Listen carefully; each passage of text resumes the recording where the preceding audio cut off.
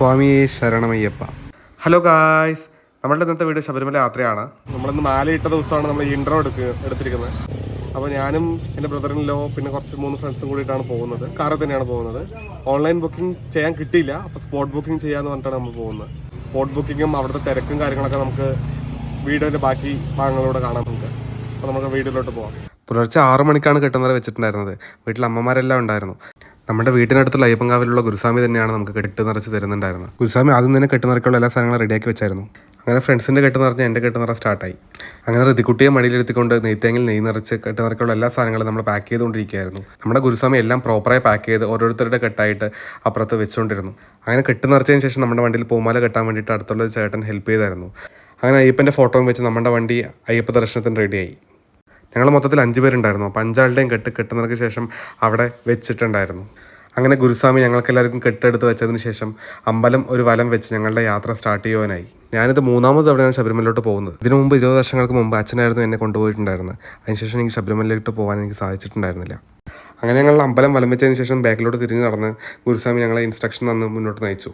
അയ്യപ്പ ക്ഷേത്രത്തിന് മുന്നിലുള്ള കല്ലിൽ നമ്മൾ തേങ്ങ അടിച്ചിട്ടാണ് നമ്മുടെ യാത്ര സ്റ്റാർട്ട് ചെയ്യുന്നത്. അപ്പോൾ ആ ചേട്ടൻ നമുക്ക് ഓരോരുത്തർക്ക് തേങ്ങ എടുത്ത് തന്ന് ഓരോരുത്തരായി തേങ്ങ പൊട്ടിക്കാൻ തുടങ്ങി. എപ്പോഴും തേങ്ങ പൊട്ടിക്കുന്ന സമയത്ത് പൊട്ടോ ഇല്ല എന്നുള്ള പേടി ഉണ്ടാവാറുണ്ട്. പക്ഷെ അന്ന് ആ സമയത്ത് ഭയം ഉണ്ടായിരുന്നില്ല. അയ്യപ്പൻ കാത്തു. അങ്ങനെ അവസാനത്തെ തേങ്ങ എൻ്റെ അളിയനെ ഉടച്ചു. നേരെ ഇനി കാറിലോട്ട്. അങ്ങനെ വീട്ടുകാരോടൊക്കെ യാത്ര പറഞ്ഞ് യാത്ര സ്റ്റാർട്ട് ചെയ്തു. പോകുന്ന വഴിക്ക് അങ്ങനെ ഞങ്ങൾ കുതിരാൻ അമ്പലത്തിൽ കയറി. കാലത്തെ ഭക്ഷണം വണ്ടിത്താളത്തെ ഫേമസ് കണ്ണപ്പേട്ടൻ ഇഡ്ഡലി കടയിൽ നിന്ന് ഇഡ്ഡലി വാങ്ങിച്ച് അവിടെ ഇരുന്ന് ഭക്ഷണം കഴിച്ചു. ഞങ്ങൾ ബുക്കിംഗ് ചെയ്യാത്തതുകൊണ്ട് എരുമേലിയിലുള്ള സ്പോട്ട് ബുക്കിംഗ് സെൻറ്ററിലോട്ടാണ് ആദ്യം പോയത്. വണ്ടി പാർക്ക് ചെയ്ത് ഫസ്റ്റ് പോയത് വാവർപ്പള്ളിയിലാണ്. എരുമേലി പേട്ടതുള്ളൽ അവിടെ തൊട്ട് സ്റ്റാർട്ടിംഗ് ആയിരുന്നു. കന്യാസ്വാമിമാരും മുതിർന്ന സ്വാമിമാരും വാവരിപ്പള്ളിയിൽ നിന്ന് പേട്ടതുള്ളി എരുമേലി അമ്പലത്തിലോട്ടാണ് പോകുന്നത്. ഏകദേശം ഒരു 500-600 മീറ്ററിൻ്റെ അടുത്തോളം ഉണ്ട് നടക്കാൻ. ഇപ്രാവശ്യം ഞങ്ങൾ സമയം കൈപ്പിടിച്ച് പോകുന്നതുകൊണ്ട് എരുമേലി പേട്ടതുള്ള നിന്നില്ല. ശബരിമല സീസൺ ആയതുകൊണ്ട് തന്നെ റോഡിലെ ട്രാഫിക് എല്ലാം നല്ല രീതിക്ക് പോലീസുകാർ കൺട്രോളിംഗ് ആയിരുന്നു. പേട്ടതുള്ളൽ കഴിഞ്ഞിട്ടുള്ള ക്ലീനിങ്ങും നല്ല രീതിക്കായിരുന്നു. അമ്പലത്തിനകത്തായിരുന്നു സ്പോട്ട് ബുക്കിംഗ് സെൻറ്റർ ഉണ്ടായിരുന്നത്. ഒട്ടും തന്നെ സ്പോട്ട് ബുക്കിംഗ് സെൻറ്ററിൽ തിരക്കുണ്ടായിരുന്നില്ല. വിർച്വൽ ക്യൂവിൽ ടിക്കറ്റ് കിട്ടാത്തൊരു മാക്സിമം എരുമേലിയിൽ നിന്ന് ടിക്കറ്റ് എടുത്തിട്ട് പോകുന്നതായിരിക്കും നല്ലത്. ടിക്കറ്റ് കിട്ടിയ ഉടനെ വണ്ടി നിർത്താതെ നേരെ ശബരിമല പമ്പയിലോട്ട്. പമ്പയിലെ KSRTC സ്റ്റേഷൻ ഭയങ്കര വലുതായിരുന്നു കേട്ടോ. പമ്പയിൽ നിന്ന് ഇരുമുടിക്കെട്ടും തലയിൽ വെച്ച് നമ്മൾ നടത്താൻ തുടങ്ങി. പമ്പ ബസ് സ്റ്റാൻഡിൽ നിന്ന് ഒരു 500 മീറ്ററോളം ഫ്രണ്ടിലോട്ട് നടക്കാനുണ്ടായിരുന്നു. വലിയ ദൂരമൊന്നുമല്ല, പെട്ടെന്ന് എത്തും. കൂടെയുള്ള എല്ലാവരും നല്ല ചിൽ വൈബായിരുന്നു. റോഡിൽ കൂടെ അങ്ങനെ സംസാരിച്ച് ഞങ്ങൾ മുന്നോട്ട് പോയി. റോഡിൻ്റെ ഇരുവശത്തും കൂടെ നിറയെ അയ്യപ്പന്മാർ അങ്ങോട്ടും ഇങ്ങോട്ടും പോകുന്നുണ്ട്, കയറുന്നവരും ഇറങ്ങുന്നവരും. ഇപ്പോൾ കാണുന്ന പമ്പ ബേസ് ക്യാമ്പിലോട്ടുള്ള വഴിയാണ്.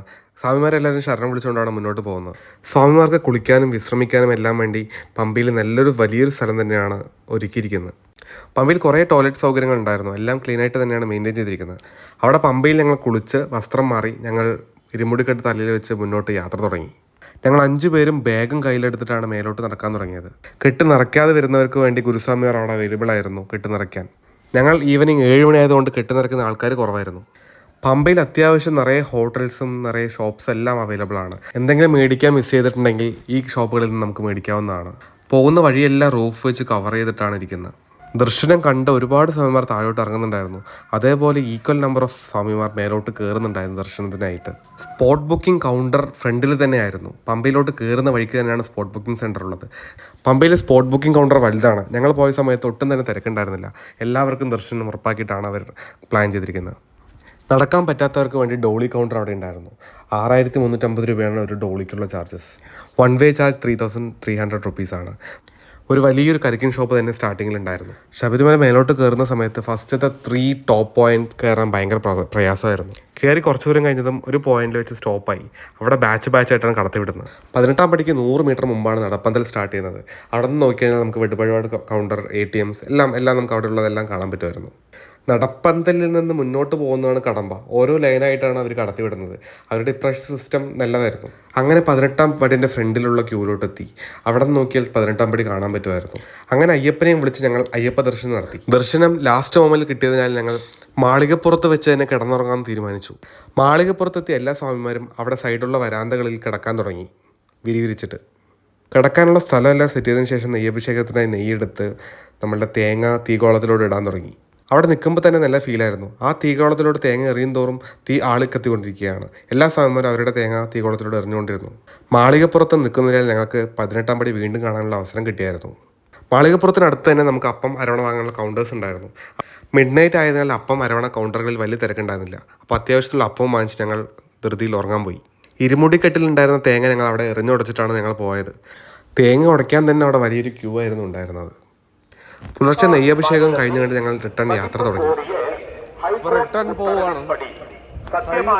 തിരിച്ച് ബെയിലി പാലത്തിലൂടെയാണ് നടന്നു വന്നത്. വരുന്ന വഴിക്ക് നമുക്ക് ഭസ്മക്കുളത്തിൻ്റെ വ്യൂ കാണാമായിരുന്നു. അവിടെ അയ്യപ്പന്മാരെല്ലാവരും കുളിച്ച് റെഡിയായിക്കൊണ്ടിരിക്കുകയാണ്. ഭസ്മക്കുളത്തിൽ വാട്ടർ ഓൾ ടൈം പമ്പ് ചെയ്തുകൊണ്ടിരിക്കുകയാണ്. ശബരിമലയ്ക്ക് അകത്തും ശബരിമലയ്ക്ക് പോകുന്ന വഴിയും വരുന്ന വഴിയും എല്ലാ സൈഡും നിറയെ ഹോട്ടൽസും വെള്ളം കിട്ടുന്ന സ്ഥലങ്ങളും അവൈലബിൾ ആണ്. ഞങ്ങൾ കയറിയത് സ്റ്റെപ്പ് വഴിയായിരുന്നെങ്കിൽ തിരിച്ചു വരുന്നത് ഒരു സ്ലോപ്പായിട്ടുള്ള സ്ഥലത്തൂടെയാണ്. വരുന്ന വഴിക്കാണ് ഈ കാഴ്ച കണ്ടത്. എത്ര കഷ്ടപ്പെട്ടാണ് ഈ ചേട്ടന്മാർ ഈ തോളി ചുമന്നുകൊണ്ട് നടക്കുന്നത്. ഭയങ്കര കുത്തനുള്ള കയറ്റമാണ്. ഇവരെ സമ്മതിക്കണം. അപ്പോൾ നമ്മൾ തിരിച്ചിറങ്ങാണ്.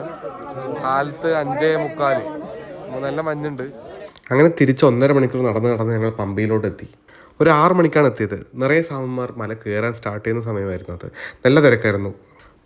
പമ്പ ബേസ് ക്യാമ്പിൽ കാലത്ത് തന്നെ അത്യാവശ്യം നല്ല തിരക്കായിരുന്നു. ഇത് കണ്ടോ, എല്ലാ സ്വാമിമാരും കയറിയവരും കയറാത്തവരും എല്ലാവരും ക്രൗഡായിട്ടാണ് നിൽക്കുന്നത്. അവിടെ നിന്ന് ഞങ്ങൾ റെസ്റ്റ് ചെയ്യാൻ നിന്നില്ല. നേരെ ഞങ്ങൾ വണ്ടി നിർത്തിയ സ്ഥലത്തിലോട്ട് പോയി. പമ്പ KSRTC സ്റ്റാൻഡിൽ നിന്ന് 24 ഹവറും KSRTC അവൈലബിൾ ആണ്.